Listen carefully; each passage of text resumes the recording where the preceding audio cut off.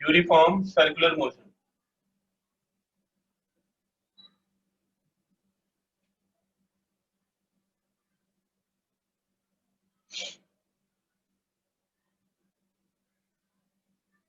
देखिए ये हमने एक सर्कल बना लिया और ये कोई पॉइंट है और इस पॉइंट पे ये वेलोसिटी वेक्टर v वेक्टर, इस पॉइंट की पोजीशन दे रखी है x, y।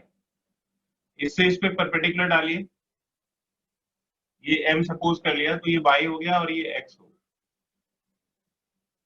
ये सपोज करिए कि जो वेलोसिटी वेक्टर है वो वर्टिकल के साथ थीटा एंगल बनाता है, तो ये इसका x कंपोनेंट हो जाएगा vx और ये vy हो जाएगा। तो आप सबसे पहले vx की वैल्यू बताइए कि vx की वैल्यू क्या होगी।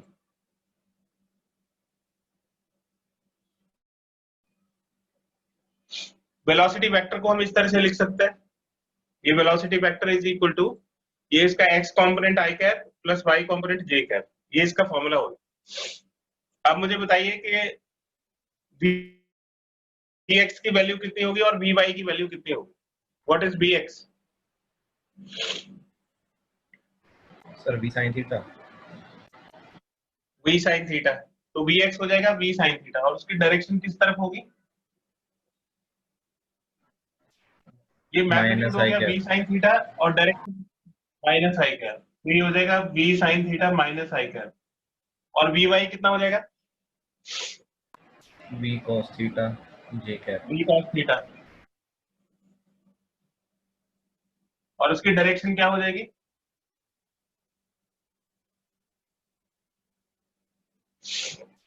j cap. j कैप, ये v cos theta j cap. अब मुझे ये वाला एंगल बताओ जरा, ये एंगल कितना होगा? This angle is what? क्या ये एंगल इस एंगल के बराबर होगा? Yes sir. ये जो vy और vx है, इन दोनों के बीच में कितने डिग्री का एंगल होगा? vx और vy के बीच में 90 डिग्री। और ये जो रेडियस है, रेडियस और वेलोसिटी वेक्टर, इसके बीच में कितने डिग्री का एंगल होगा?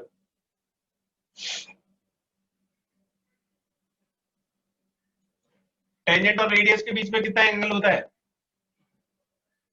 90 डिग्री। 90 डिग्री। तो ये थीटा, तो ये 90 माइनस थीटा, और अगर ये 90 माइनस थीटा तो ये थीटा हो जाएगा, और अगर ये थीटा तो ये भी थीटा। ये ज्योमेट्री आपको समझ में आ रही है या नहीं? सर एक और बार समझा दो। ये vx और vy के बीच में 90 डिग्री का एंगल है, तो ये वाला एंगल जो है ये 90 माइनस थीटा हो गया। Is it clear? Yes sir. और ये v और ये रेडियस वेक्टर, ये जो रेडियस वेक्टर है OP, O से लेके P तक का, और ये जो टेंजेंट है इसके बीच में 90 डिग्री का एंगल होगा। वेलोसिटी वेक्टर और रेडियस वेक्टर, इन दोनों के बीच में 90 डिग्री का एंगल होगा या नहीं? यस सर होगा। 90 में से अगर 90 माइनस थीटा निकाल दो तो ये थीटा बचेगा। जी सर। और अगर ये थीटा तो ये भी थीटा, क्योंकि ये भी हॉरिजॉन्टल है, ये भी हॉरिजॉन्टल है। ये ट्रांसवर्सल होगी तो ये ऑल्टरनेट इंटीरियर एंगल होगा, तो ये थीटा तो ये भी थीटा होगा। क्लियर है बेटा? Yes sir. अब ये बताओ कि जो थीटा है ये वेरिएबल है या कांस्टेंट है? जैसे ये पार्टिकल मूव करेगा, एक्स वाई चेंज होंगे, तो ये थीटा बदलेगा या नहीं? सर बदलेगा। बदलेगा। और बी? सर v भी बदलेगा। क्योंकि यूनिफॉर्म सर्कुलर मोशन है। नहीं, यूनिफॉर्म सर्कुलर मोशन है। यूनिफॉर्म सर्कुलर मोशन में ये जो स्पीड है, स्पीड नहीं बदलेगा। सर v है ना? v तो सेम रहेगा, sin थीटा और cos थीटा। वेलोसिटी हो गया ना सर, वेलोसिटी की तो डायरेक्शन बदलती रहेगी। भाई v अब वेलोसिटी नहीं रहा, आपने उसमें से डायरेक्शन अलग कर दी है। v मैग्नीट्यूड है, यहाँ पे ये v वेक्टर जो है ये, और ये जो v है ये मैग्नीट्यूड है, मतलब स्पीड है, ये वेक्टर नहीं है। तो v कांस्टेंट है, ये समझ में आ रहा है आपको, क्योंकि यूनिफॉर्म सर्कुलर मोशन है। तो जो स्पीड है वो कांस्टेंट रहेगी, वेलोसिटी कांस्टेंट नहीं रहेगी। तो ये v कांस्टेंट है, ये समझ में आ रहा है। v का Yes, sir. Magnitude, v vector का मैग्नीट्यूड है वो v के बराबर होगा, और क्योंकि यूनिफॉर्म सर्कुलर मोशन है तो ये कांस्टेंट रहेगा, मतलब v नहीं बदलेगा। साइन थीटा को हम क्या लिख सकते हैं? साइन थीटा को क्या लिख सकते हैं? Sine theta is equal to Y upon R. Sine theta Y upon R के इक्वल हो जाएगा, इंटू माइनस आई कैप। और कॉस थीटा किसके इक्वल हो जाएगा? Cos theta is equal to X upon R into J cap. ठीक है, अब इसको हमें इससे एक्सेलरेशन कैलकुलेट करना है, तो एक्सेलरेशन के लिए क्या करेंगे? इसको t के रिस्पेक्ट में डिफरेंशिएट कर देंगे, तो एक्सेलरेशन आ जाएगा। ठीक है, तो देखिए v कांस्टेंट है, स्पीड कांस्टेंट है, और r कांस्टेंट है, और ये हो जाएगा dy dt into minus I cap. फिर b अपॉन r कांस्टेंट हो गया, और x का डिफरेंशिएशन हो जाएगा dx dt into J cap. यहां तक की कैलकुलेशन में किसी को डाउट है तो बताइए बेटा। यहां तक की कैलकुलेशन में कोई प्रॉब्लम है किसी को? देखो स्पीड है, v कांस्टेंट हो गया, r रेडियस है, सर्कल है, तो r रेडियस है वो कांस्टेंट रहेगा हमेशा, और y का डिफरेंशिएशन t के रिस्पेक्ट में कर रहा है, तो dy dt हो गया, i कांस्टेंट है, माइनस i हो गया। ऐसे ये v अपॉन r कांस्टेंट है, x का डिफरेंशिएशन dx dt हो गया इनटू j कैप। तो ये सीधा सीधा सा डिफरेंशिएशन का फॉर्मूला है कि ये वेलोसिटी को अगर डिफरेंशिएट करोगे t के रिस्पेक्ट में तो एक्सेलरेशन आ जाएगा। ये क्लियर है या नहीं है बेटा? Yes, sir. Clear है. क्लियर है। dy dt की वैल्यू बताइए क्या होगी? What is dy dt? dy dt कितना होगा?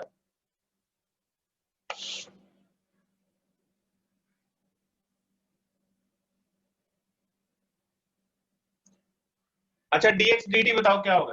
What is dx dt?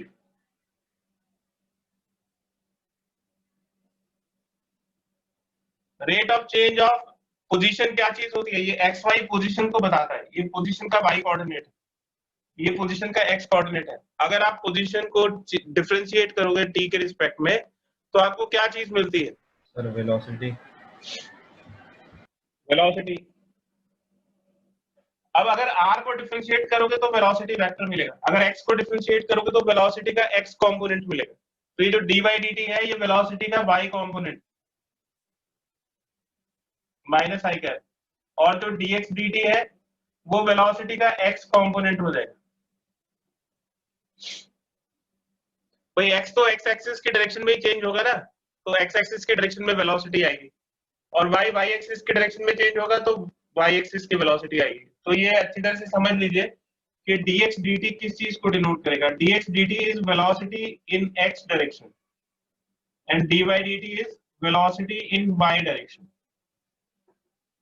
यानी कि vx की वैल्यू हो गई v sin थीटा, ये vx जो है वो v sin थीटा के बराबर है, और vy की वैल्यू हो गई y एक्सिस की डायरेक्शन में ये v cos theta, vy is equal to v cos theta.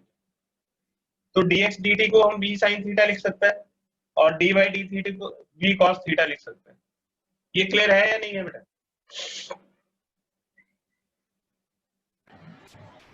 Yes, sir. है ना? तो इनकी वैल्यू सब्स्टिट्यूट कर दीजिए, तो हो जाएगा a is equal to v upon r, और vy की वैल्यू इसमें सब्स्टिट्यूट कर दीजिए।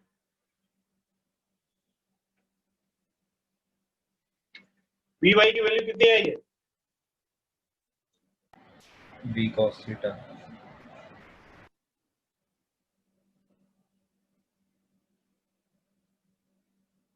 v cos थीटा, और v x की वैल्यू कितनी आई है? Sin theta. sin theta. तो ये v y हो गया v cos theta into minus I cap,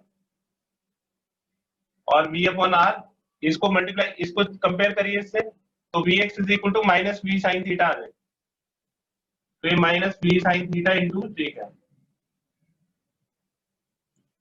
ठीक है। तो ये आ जाएगा V square by R into cos theta into minus I cap, और ये हो जाएगा V square by R into sine theta into minus J cap.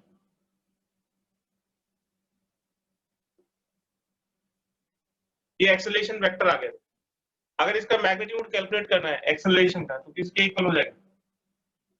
Under root X component का स्क्वायर, तो B square upon R cos theta का square, और ये हो जाएगा B square upon R sine theta का स्क्वायर। ये एक्सेलरेशन का कंपोनेंट आ गया। अब इसको सिंप्लीफाई करिए, ये कितना हो जाएगा? B raise power 4 upon R square cos square theta, और ये B raise power 4 upon R square sine square theta.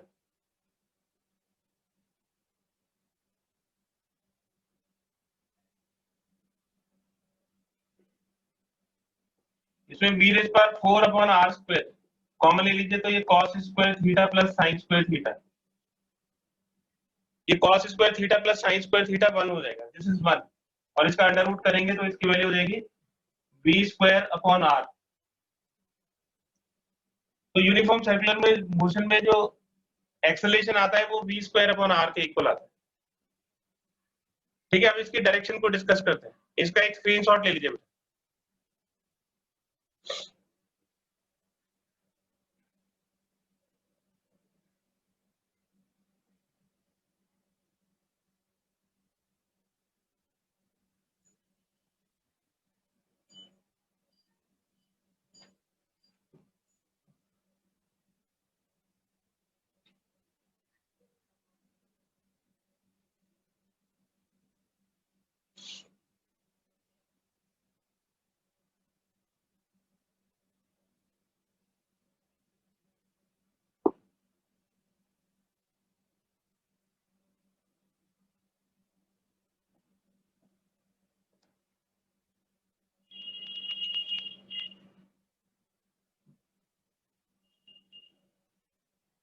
अब इसके डायरेक्शन देखिए बेटा। अब हमें इसके एक्सेलरेशन की डायरेक्शन बतानी है। तो एक्सेलरेशन का क्या फॉर्मूला आया था अभी? एक्सेलरेशन था minus B square upon are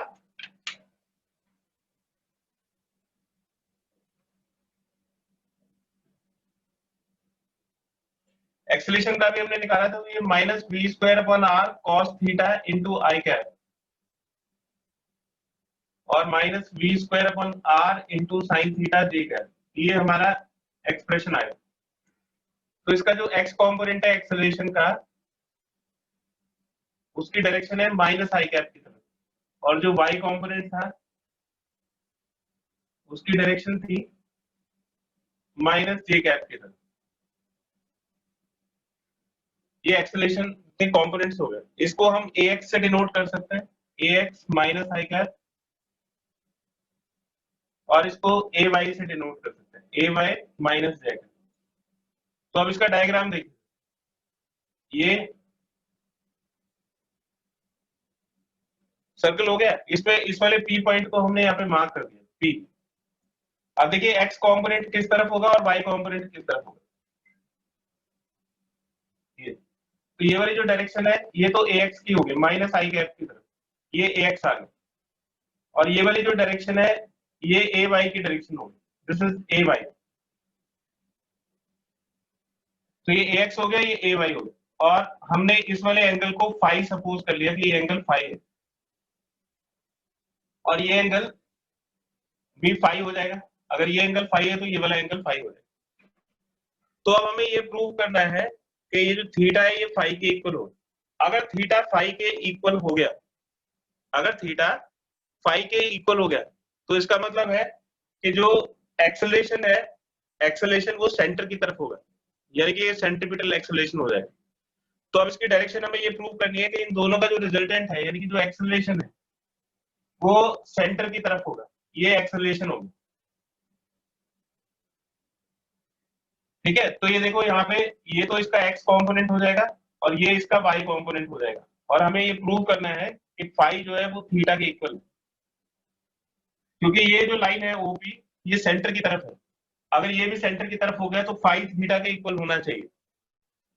तो अगर फाई थीटा के इक्वल आता है तो हम ये प्रूव कर देंगे कि जो एक्सेलरेशन है that is towards the centre.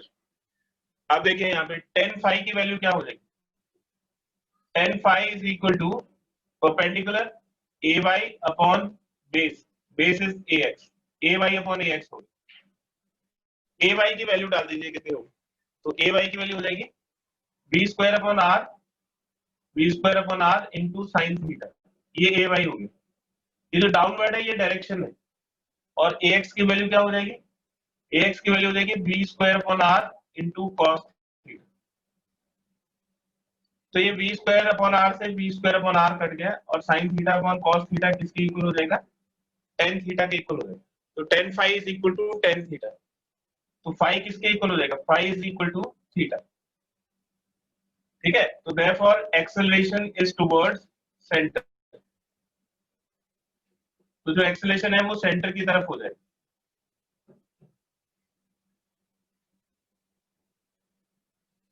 ठीक है, तो इसमें जो कंपोनेंट है उसका ध्यान रखना है, because this is motion in 2 dimension.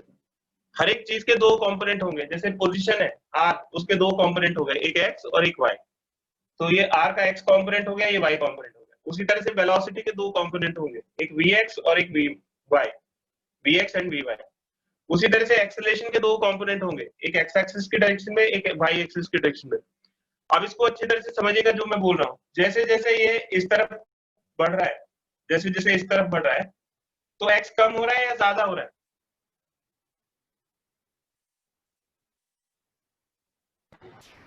Sir कम हो गया। कम हो रहा है, मतलब x डिक्रीज हो रहा है। x अगर डिक्रीज होगा तो वेलोसिटी भी डिक्रीज होगी। अगर वेलोसिटी डिक्रीज हो रही है तो इसका ये मतलब है कि जो एक्सेलरेशन है वो x के ऑपोजिट डायरेक्शन में होगा। तो इसलिए एक्सेलरेशन का जो x कंपोनेंट है वो इस तरफ, और जैसे जैसे ये ऊपर की तरफ जा रहा है ये y भी कम हो रहा है, मतलब y एक्सिस के डायरेक्शन में भी वेलोसिटी कम होगी। तो ये y एक्सिस के ऑपोजिट डायरेक्शन में एक्सेलरेशन का कंपोनेंट है। तो जैसे जैसे ऊपर जाएगा तो vx और vy कम होंगे, है ना, x कंपोनेंट और y कंपोनेंट।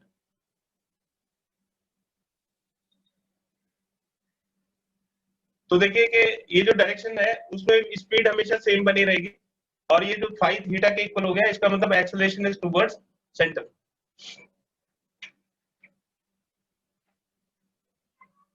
सॉरी गलत हो गया, ये जैसे जैसे ऊपर जाएगा तो इसका जो कंपोनेंट है ना y वो इंक्रीज होगा, जैसे जैसे ऊपर बढ़ेगा तो y बढ़ेगा, और y बढ़ेगा तो इसका मतलब ये जो वेलोसिटी ऑफ y कंपोनेंट है ये भी इंक्रीज होगा, x कंपोनेंट डिक्रीज होगा, और इन दोनों का जो रिजल्टेंट है उसकी वजह से B square upon R cos theta, B square upon R sin theta, वो हमने पहले प्रूव करके बताया था कि हमेशा B square upon R constant बना रहता है। और यहाँ से tan phi is equal to tan theta से ये प्रूव कर दिया कि एक्सेलरेशन हमेशा सेंटर की तरफ होगा। तो बिल्कुल वन डायमेंशनल मोशन की तरफ है। आपको बस क्या करना है कि जो भी वेक्टर क्वांटिटी है उसके कंपोनेंट्स अलग अलग ब्रेक करने हैं। ये बेटा समझ में आ रहा है या ऐसे ही सर के ऊपर से जा रहा है ये बिल्कुल? सर आ गया। ठीक है, बहुत बढ़िया, इसका एक स्क्रीनशॉट ले लीजिए।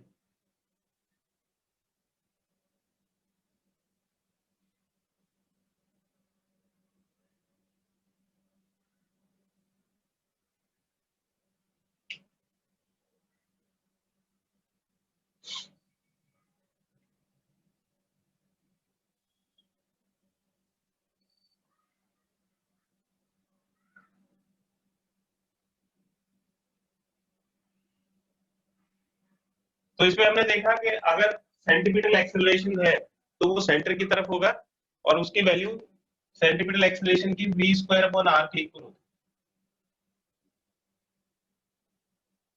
ठीक है, ये जैसे पार्टिकल है, ये इसकी वेलोसिटी वेक्टर हो गया, और ये सेंटर से इसका रेडियस हो गया। सपोज करो कि ये जो वेलोसिटी है ये v है, और ये वाला वेलोसिटी v डैश है, तो v का मैग्नीट्यूड और v डैश का मैग्नीट्यूड तो बराबर होगा। इसने ये वाली जो डिस्टेंस ट्रेवल करी है अलोंग द कर्व वो डेल्टा एस है, और इसमें जो टाइम लगा है वो डेल्टा टी है, और यहाँ पे जो एंगल चला है वो डेल्टा थीटा, और इसमें जो टाइम लगा है वो डेल्टा टी लगा है। यानी कि जितनी देर में ये पार्टिकल इस वाले पॉइंट से, सपोज करिए कि पी पॉइंट है, ये क्यू पॉइंट है, जितनी देर में पार्टिकल पी पॉइंट से क्यू पॉइंट पे गया तो उतनी देर में एक तो इसकी डायरेक्शन डेल्टा थीटा से चेंज हो गई है, मतलब एक तो थीटा कन्वर्ट हुआ है डेल्टा टी टाइम में, और एक ये जो पोजीशन है ये चेंज हुई है, और उसमें उसने linear distance delta S travel करी है। तो देखिए इससे तो आता है लीनियर वेलोसिटी, क्योंकि ये जो लेंथ है, जो डिस्टेंस है, उससे लीनियर वेलोसिटी का मैग्नीट्यूड आएगा delta S upon delta T, ये तो लीनियर वेलोसिटी होगी। और यहाँ से जो आप निकालोगे वो एंगुलर वेलोसिटी होगी, delta theta upon delta T, ये एंगुलर वेलोसिटी। अब इस पे हमें रिलेशन निकालना है कि बी और ओमेगा में क्या रिलेशन होगा, तो उसके लिए आपको डेल्टा एस और डेल्टा थीटा का रिलेशनशिप आना चाहिए, और इसमें ओपी और ओक्यू की जो डिस्टेंस है ये कांस्टेंट बनी रहेगी, ओपी एंड ओक्यू ये कांस्टेंट है, आर के बराबर है। तो आप मुझे बताइए कि डेल्टा एस और डेल्टा थीटा में क्या रिलेशनशिप होता है।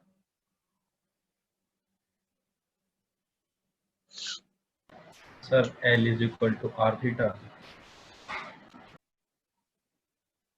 L is equal to R theta, तो L की जगह तो हम आर्क लेंथ ले लेंगे, तो L की जगह तो आर्क लेंथ हो गया delta S is equal to R into delta theta, और इसको डेल्टा टी से डिवाइड कर दीजिए, delta S upon delta T हो गया, और ये हो जाएगा R into delta theta upon delta T, ये v हो गया, ये r और ये ओमेगा हो गया, तो ये रिलेशन आता है v is equal to R omega. तो ये लीनियर स्पीड और एंगुलर स्पीड के बीच का रिलेशनशिप है। जो एंगुलर स्पीड है वो उसकी एसआई यूनिट होती है रेडियन पर सेकेंड, और इसकी होती है मीटर पर सेकेंड, तो v is equal to R omega हो। हमने जो सेंटीमीटर एक्सेलरेशन निकाला था वो v स्क्वायर अपॉन r के इक्वल आया, ac is equal to v square upon r,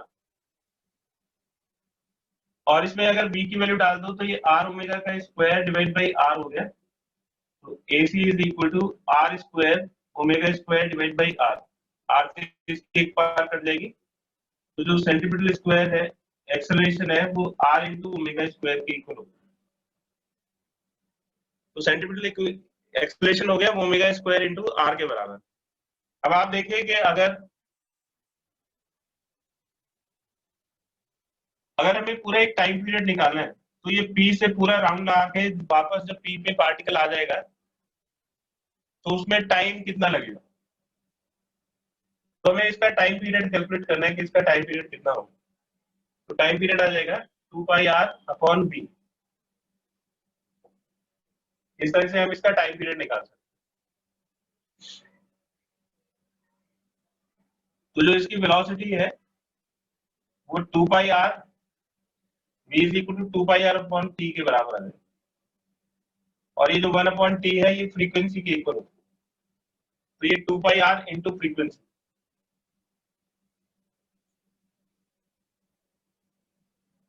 और आप देखिए कि ये जो ओमेगा है वो 2 पाई अपॉन टी के बराबर होता है, क्योंकि डेल्टा थीटा अगर 2 पाई हो गया तो ये जो डेल्टा टी है, डेल्टा थीटा अगर 2 पाई के इक्वल, यानी कि पूरा टाइम होगा, पूरा एक सर्कल हो जाएगा, तो डेल्टा थीटा 2 पाई के इक्वल हो जाएगा, और डेल्टा टी कैपिटल टी के बराबर, और 1 अपॉन टी फ्रीक्वेंसी के बराबर, तो ये 2 पाई इंटू फ्रीक्वेंसी होता है। तो अगर हम इसमें 2 पाई इंटू फ्रीक्वेंसी को ओमेगा लिख दें तो v is equal to omega R होते हैं, तो ऐसे भी इसको प्रूव कर सकते हैं। तो ये इनके आपस में रिलेशनशिप होगा, इसका एक स्क्रीनशॉट ले लीजिए।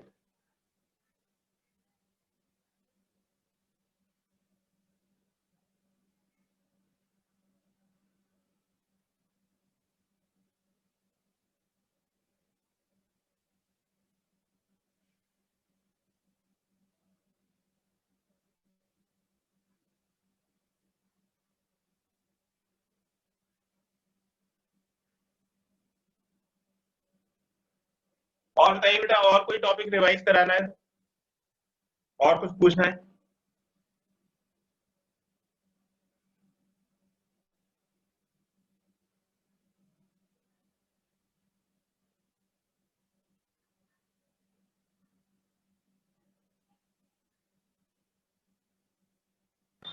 सर क्रॉस प्रोडक्ट कैसे निकालते हैं अगर कंपोनेंट फॉर्म में दिया हो आई जे के में? ठीक है, तो cross product in component form,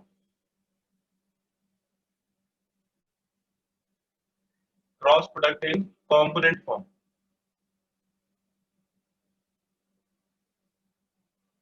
जैसे सपोज करो a की वैल्यू दे रखी है 2i माइनस जे माइनस 3 के,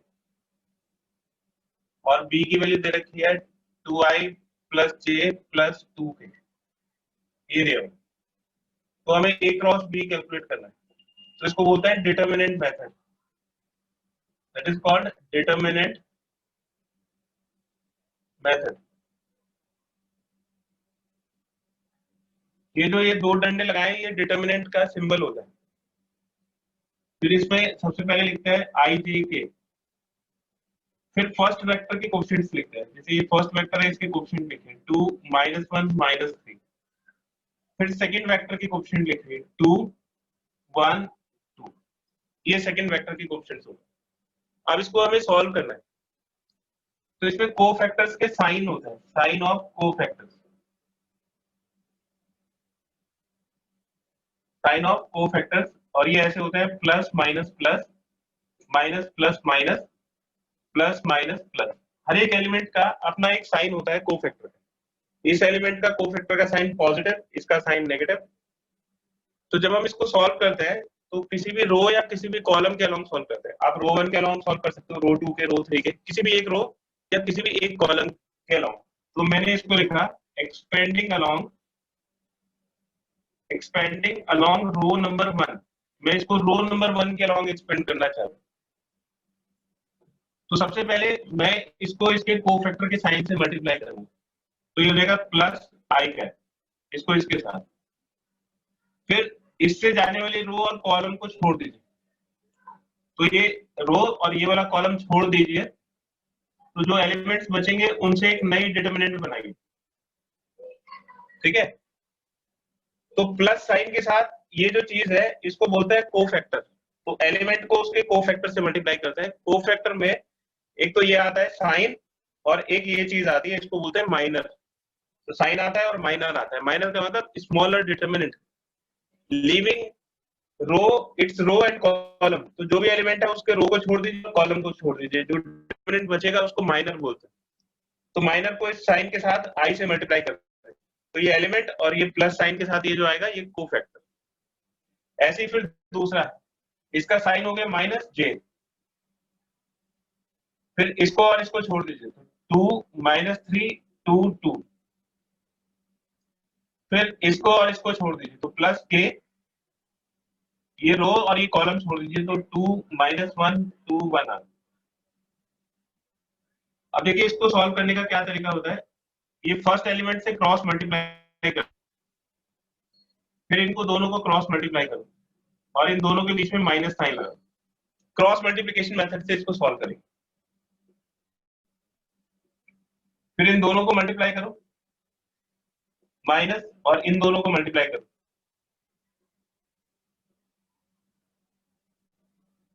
प्लस के, और ये 2 × 1 -2 × -1। बस इसको सिंप्लीफाई कर दीजिए, तो ये -2 +3 हो गया, 4 4, और ये +6, और ये 2, और ये +2। तो हो जाएगा 3 - 2 1 आई कैप, और 6 + 4 10 -10 जे कैप, और 4 के कैप। ये a क्रॉस b की वैल्यू आ गई। और ये जो वेक्टर है a क्रॉस b, ये दोनों के परपेंडिकुलर होता है। a क्रॉस b a के भी परपेंडिकुलर होता है और b के भी परपेंडिकुलर होता है। ठीक है, इसका एक स्क्रीनशॉट लीजिए और एक क्वेश्चन सॉल्व करके बताइए।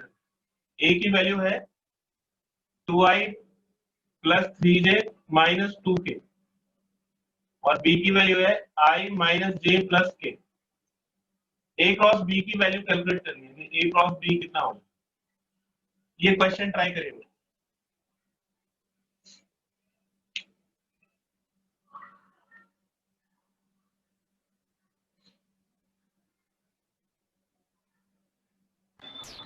सर बी की वैल्यू क्या है?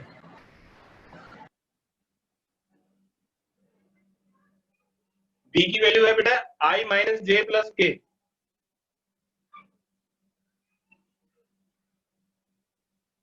ए है 2i plus 3j minus 2k और बी है i माइनस जे प्लस के।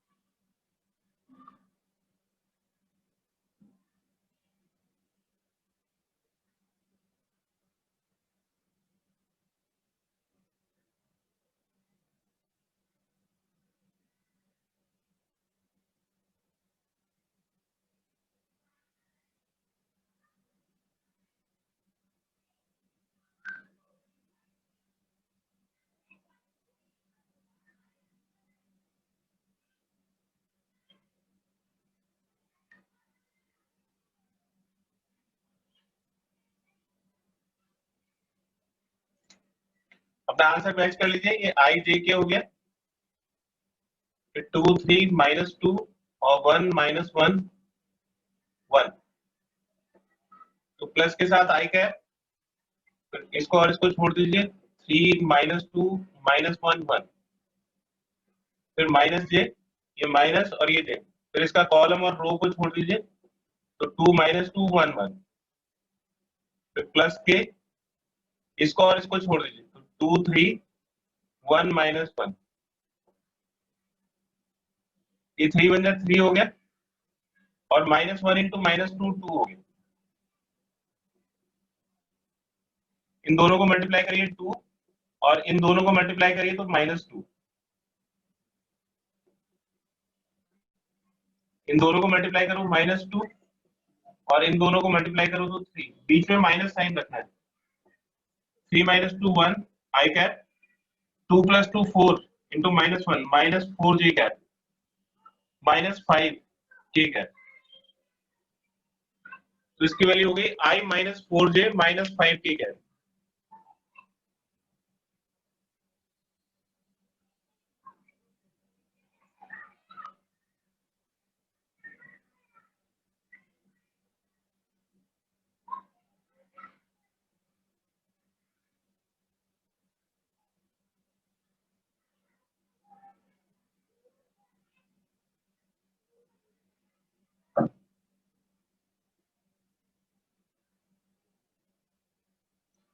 और बताइए बेटा, और कोई डाउट है, और कोई कॉन्सेप्ट आपको रिवाइज कराना है?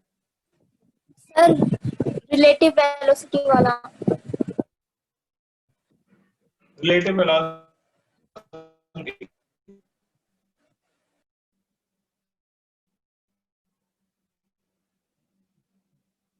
देखिए कि अगर आपको रिलेटिव वेलोसिटी एक की दूसरे के रिस्पेक्ट में निकालनी है,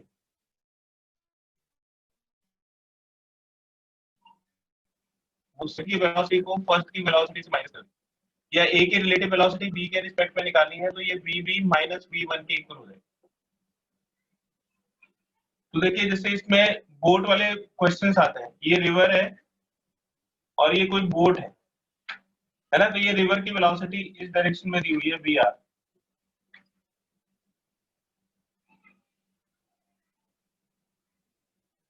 ये वाली जो वेलोसिटी है इसको हम बोलते हैं velocity of boat with respect to river, और ये वाली जो वेलोसिटी है वो वेलोसिटी ऑफ रिवर होगी, है ना, और ये एक्चुअल वेलोसिटी ऑफ बोट है, this is actual velocity of boat. तो इसमें क्या इक्वेशन बनती है, दिस प्लस दिस, तो actual velocity of boat is equal to actual velocity of river plus actual velocity of boat with respect to river, ये बनता है। तो अगर ये वाला एंगल थीटा है, दिस एंगल इज थीटा, तो इस एंगल को हम किससे रिप्रेजेंट करते हैं, ये कंपोनेंट क्या होगा और ये वाला कंपोनेंट क्या होगा? सर VBR cos थीटा और VBR sin theta. VBR cos theta और VBR sin थीटा, ये वाला कंपोनेंट कितना हो गया, VBR sin theta. sin theta, और इस डायरेक्शन में कंपोनेंट क्या होगा इसका, VBR cos थीटा। तो इसकी जो वेलोसिटी है इस डायरेक्शन में, एक्स एक्सिस के डायरेक्शन में इसकी वेलोसिटी कितनी होगी और वाई एक्सिस के डायरेक्शन में वेलोसिटी कितनी होगी? तो एक्स एक्सिस के डायरेक्शन में तो वेलोसिटी हो जाएगी VR, और ये इसको अपोज कर रहा है तो माइनस VBR sin थीटा, ये तो एक्स एक्सिस का कंपोनेंट हो गया, और वाई एक्सिस का कंपोनेंट कितना हो जाएगा, Vy इज इक्वल टू, ये देखो रिवर का तो इस डायरेक्शन में कोई कंपोनेंट नहीं होगा, तो सिर्फ इसका कंपोनेंट होगा, तो ये VBR cos थीटा के बराबर हो जाएगा, ठीक है। तो इसमें इसको सपोज करिए कि यहाँ से यहाँ तक ये जैसे जैसे चल रहा है, तो यहाँ से यहाँ तक पहुंचा और ये x ट्रेवल कर गया, ठीक है, तो इसको पहुंचने में कितना टाइम लगेगा, इसको इस वाले पॉइंट से इस वाले पॉइंट तक पहुंचने में कितना टाइम लगेगा? तो यहाँ तक पहुंचेगा तो इसको दो पार्ट में डिवाइड कर दीजिए, एक एक्स एक्सिस का मोशन और एक वाई एक्सिस का मोशन। तो एक्स एक्सिस का मोशन देखिए, मोशन अलोंग एक्स एक्सिस, तो एक्स एक्सिस के अलोंग ये मोशन है, एक्स इसने डिस्टेंस ट्रेवल करी है, टाइम इसको t लगा है, और एक्स एक्सिस के डायरेक्शन में इसकी वेलोसिटी कितनी है, एक्स एक्सिस के डायरेक्शन में इसकी वेलोसिटी है VR minus VBR sin theta, ये एक्स एक्सिस के डायरेक्शन में इसकी वेलोसिटी होगी, और वाई एक्सिस के डायरेक्शन में इसने ऐसे ट्रेवल करा है, ये इसका वाई कंपोनेंट हो गया, ये पहुंचा तो इस पॉइंट पे है, लेकिन इसने वाई एक्सिस के डायरेक्शन में कितना डिस्टेंस ट्रेवल करा है, वाई एक्सिस के डायरेक्शन में इतना डिस्टेंस ट्रेवल करा है, तो ये इसका वाई कंपोनेंट हो गया, वाई हो गया W के बराबर, यानी कि विड्थ के बराबर, और इस डायरेक्शन में इसकी वेलोसिटी कितनी है, Vy है VBR cos थीटा के बराबर, VBR cos थीटा, ठीक है। टाइम इसमें भी t के बराबर होगा, क्योंकि ये वाला जो पॉइंट है, ये पॉइंट और ये वाला जो पॉइंट है वो तो सेम ही है, तो टाइम इसमें भी t के बराबर लगेगा, तो इसमें हम टाइम की वैल्यू निकाल सकते हैं, time is equal to distance upon speed, VBR cos theta, ये टाइम होगा।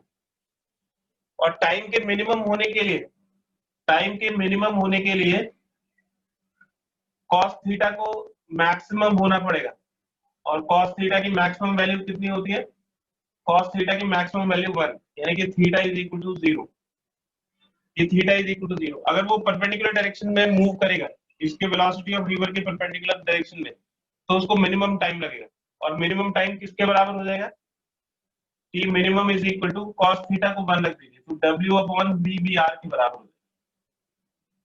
तो इतना इसको मिनिमम टाइम लगेगा। अगर आपको x की वैल्यू कैलकुलेट करनी है तो x हो जाएगा bx इंटू टी। यहाँ से उसने चलना शुरू किया और यहाँ तक पहुंच गया t टाइम में, तो x एक्सिस के डायरेक्शन में उसने कितनी डिस्टेंस ट्रेवल करी है, तो x एक्सिस के डायरेक्शन में उसने ट्रेवल करी होगी vr minus vbr sine theta, और t की वैल्यू इधर से निकालेंगे तो t हो जाएगा w upon vbr cos theta. x axis के डायरेक्शन में इससे इतनी डिस्टेंस ट्रेवल करेंगे। क्लियर है बेटा? ये क्वेश्चन सबसे ज्यादा पूछा जाता है आपसे रेन और बोट का, इसमें इतनी क्वेश्चन आपसे पूछा जाएगा, तो इसके फॉर्मूले याद करने की जरूरत नहीं है, बस इसका कॉन्सेप्ट अच्छी तरह से समझ लीजिए।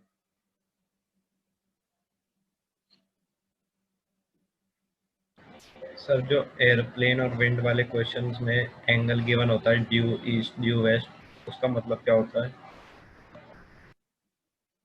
किसका एंगल बेटा, दोबारा बोलो जरा। सर जो एंगल गिवन रहते हैं नॉर्थ ड्यू ईस्ट ड्यू करके जो लिखे रहते हैं सर, उनका मतलब क्या होता है? अच्छा बता रहा हूँ, इसका इसका एक स्क्रीनशॉट ले लीजिए, अभी बता दो।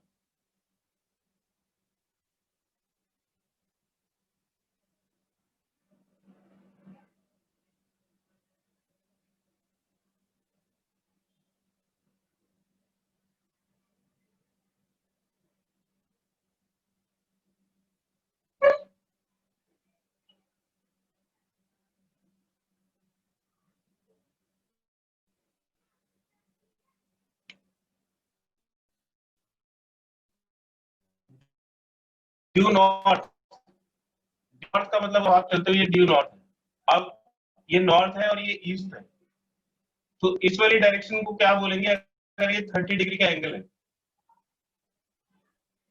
ठीक है, तो ये नॉर्थ नॉर्थ से 30 डिग्री है ना, किस तरफ है, नॉर्थ से 30 डिग्री ऐसे भी हो सकता था, नॉर्थ से 30 डिग्री इस तरफ है, तो क्या लिखोगे इसके 30 डिग्री, 30 डिग्री ईस्ट,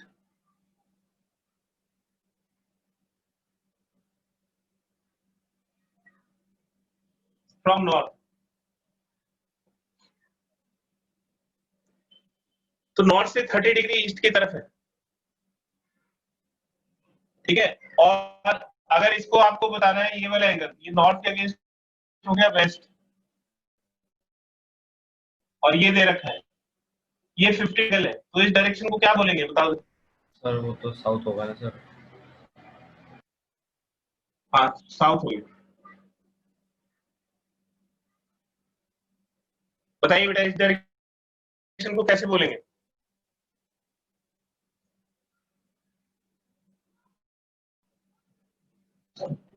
डायरेक्शन किससे दी हुई,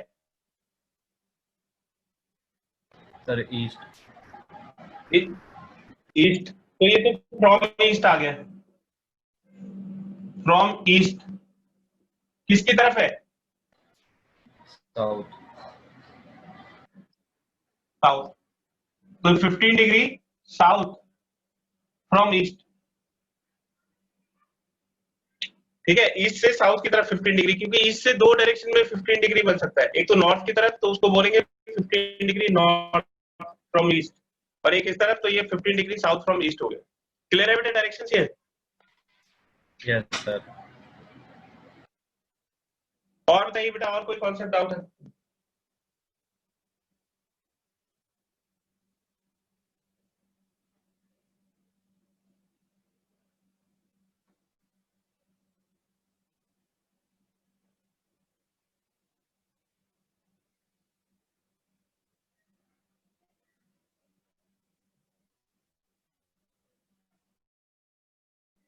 और कुछ पूछना है बेटा?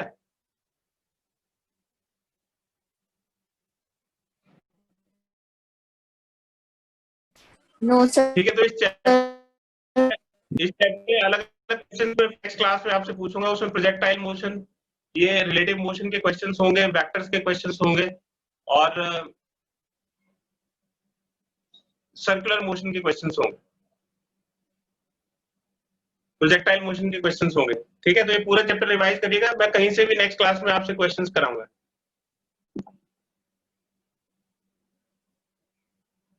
ठीक है बेटा, आज यहीं पे क्लास खत्म करते हैं।